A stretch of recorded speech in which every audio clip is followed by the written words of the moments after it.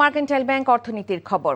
মাত্র 14 দিনে শুরু করা যাবে নতুন ব্যবসা। এই সময় পণ্য আমদানিতে খোলা যাবে এলসিও, এমন আশ্বাস দিয়েছেন বাণিজ্যমন্ত্রী খন্দকার আব্দুল মুক্তাদির।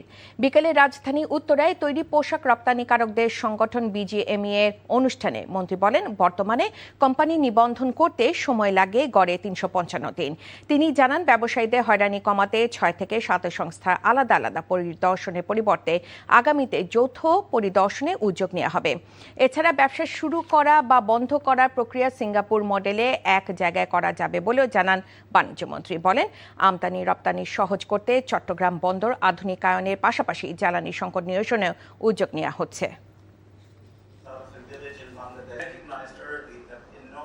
To get all the licenses, clearances, permits, on average it takes about 355 days.